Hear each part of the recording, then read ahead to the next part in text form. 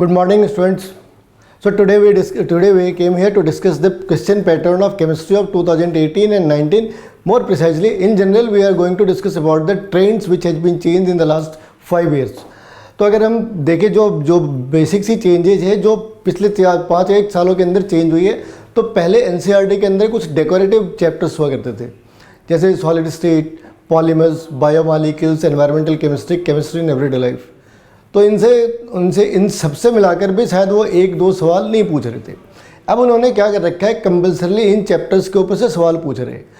और जहाँ पे 5-6 और 720 से तुम्हें 560 और 570 कट ऑफ लेकर आना है सेलेक्ट होने के लिए, तो वहाँ पे इतना ज़्यादा रिस्क आप उठा नहीं सकते कि आप एक पूरा ही चैप्टर छोड़ सकते हैं. अगर एक सवाल है तो 3% के आसपास का वेटेज होता है, उसका एक क्वेश्चन का 3% के आसपास का वेटेज है.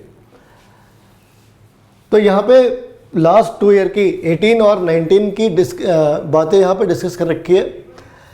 तो तुम देखोगे जो हमारा फिजिकल केमिस्ट्री का जो पहला चैप्टर था उसके अंदर कोई चेंज नहीं है, वो अब भी वैसे ही, पहले भी 1 सवाल थे, अब भी 1 सवाल है.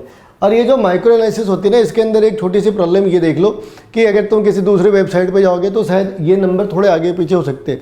एग्जाम्पल समझ लो, सपोज जैसे इस बार एक सवाल आया था कि जो पर मैग्नेट है उनके अंदर बॉन्डिंग कैसी है. अब बॉन्डिंग करके कोई इसे केमिकल बॉन्डिंग के अंदर डाल सकते हैं, पर मैग्नेट बोला तो कोई इसे डी ब्लॉक एलिमेंट के अंदर डाल सकते हैं. और यही चीज़ ऑर्गेनिक केमिस्ट्री के साथ भी होती है. अगर उसने पूछा कि इनमें से फ्री रेडिकल मैकेनिज्म कौन से है, 2 ऑप्शन हेलोजन के, 1 ऑप्शन एल्कोहल का है, 1 ऑप्शन एल्डिहाइड कीटोन के है, तो फिर वो लोग क्या करते हैं अपनी अपनी मर्जी से, कोई से एल्डिहाइड कीटोन में, कोई से एल्कोहल में, और किसी ने क्या करना है इसे जीओसी के अंदर डाल देना है, क्योंकि जो फ्री रेडिकल मैकेनिज्म है वो तो हमने जीओसी के अंदर पढ़ा था. तो मिल मिलाकर हमें ये देखना है कि ऑर्गेनिक से कितने सवाल आ रहे हैं, इनऑर्गेनिक से कितने आ रहे हैं और फिजिकल से कितने आ रहे हैं, और वो कौन से पार्ट है जहाँ पे ज़्यादा सवाल पूछे जा रहे हैं. तो बेसिक कॉन्सेप्ट में पहले भी 1 था और आज भी 1 है. सीधा मोल कॉन्सेप्ट के ऊपर सवाल डाल रहे. इस बार वो आखिरी सवाल था जिसके अंदर उन्होंने लिमिटिंग रेजेंट डाल रखी थी अमोनिया के फॉर्मेशन के अंदर में. स्ट्रक्चर ऑफ एटम से भी अब सवाल थोड़े से कम से हो गए.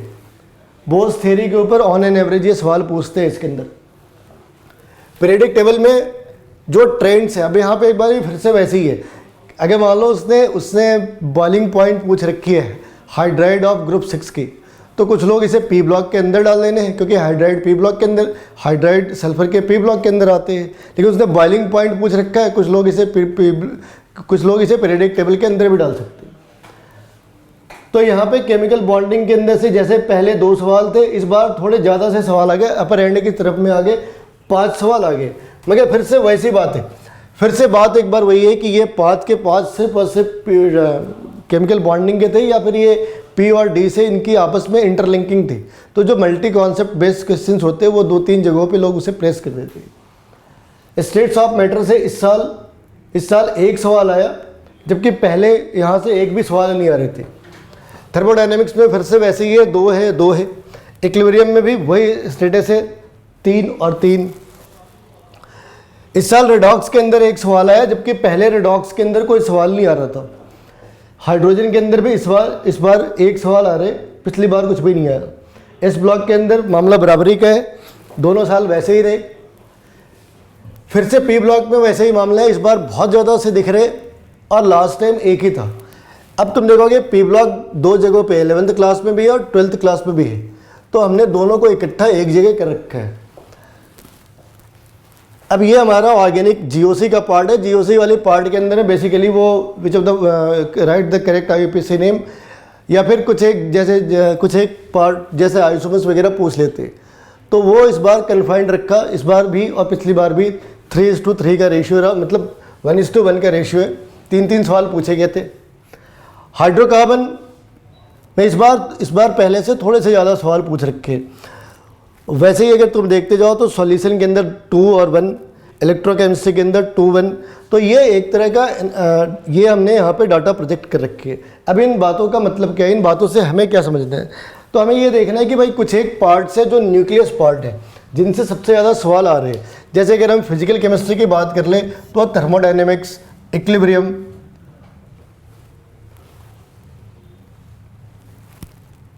और इलेक्ट्रोकेमिस्ट्री, इलेक्ट्रोकेमिस्ट्री. तो ये जो 5 चैप्टर है, ये 5 चैप्टर फिजिकल केमिस्ट्री के मेजर पार्ट कवर कर रहे हैं। ये जो 5 चैप्टर है फिजिकल केमिस्ट्री के मेजर पार्ट कवर कर रहे हैं। ऑब्वियस सी बात है कि इनका पहले वाले चैप्टर के साथ लिंक है, ये बिल्कुल इंडिपेंडेंट से चैप्टर नहीं है। तो ये मत समझना कि तुम्हें ये चैप्टर समझ नहीं आया then you can be comfortable in all this part, वो एक बेकार सी बात है, ऐसा हो नहीं सकता। लेकिन अगर हमें लास्ट टाइम के ऊपर फोकस करना है तो ये वो पार्ट है जो which are going to form the 60 to 70% part of the physical chemistry. तो यहाँ से सबसे ज़्यादा पार्ट 15 में से करीब 8 या 9 इस वाली पार्ट से ही बाहर आ जा रहे हैं। वैसे अगर अपन ऑर्गेनिक केमिस्ट्री में देख लिए तो ऑर्गेनिक केमिस्ट्री में जो पहला चैप्टर है वो, और फिर जो कार्बोनिल कंपाउंड है, ये 2 पार्ट सबसे ज़्यादा पॉपुलर है। मगर फिजिकल के अंदर और ऑर्गेनिक के अंदर एक छोटी सी डिफरेंसेस है। फिजिकल के अंदर क्या है, अगर तुम्हें स्ट्रक्चर ऑफ एटम्स या स्टेट ऑफ मैटर बहुत ही समझ नहीं आया, शायद तुम्हें कुछ भी समझ नहीं आया, उसका जो इम्पैक्ट है वो थर्मोडायनेमिक्स या इक्विलिब्रियम के ऊपर उतना नहीं है। तुम्हें प्रैक्टिकली कोई प्रॉब्लम भी नहीं होगी। अगर ये तुम्हें समझ नहीं आता तो इन दोनों के अंदर प्रैक्टिकली तुम्हें कुछ खास प्रॉब्लम नहीं होनी है। लेकिन यही बात यहाँ पे नहीं कह सकते। जो ऑर्गेनिक केमिस्ट्री है वो इंटरलिंक्ड है, बहुत बुरी तरीके से एक दूसरे के साथ अटैच्ड है।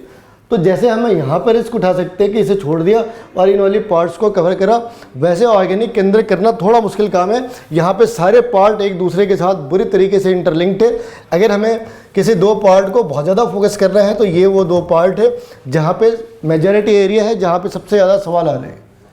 वैसे ही अगर हम इनऑर्गेनिक केमिस्ट्री की साइड में जाए तो इनऑर्गेनिक केमिस्ट्री की साइड पे हमारे 3 चैप्टर्स है जो इसके न्यूक्लियस पार्ट है, and these 3 chapters are going to form almost 80 to 90% of the inorganic questions. और वो कौन से पार्ट है, केमिकल बॉन्डिंग और पीरियडिक टेबल को मिलाकर एक बना लिया, केमिकल बॉन्डिंग और पीरियडिक टेबल एक चैप्टर हो गए, कंबाइन करा इनको, एक डी ब्लॉक, एक डी एंड ए ब्लॉक और दूसरा कोऑर्डिनेशन कंपाउंड।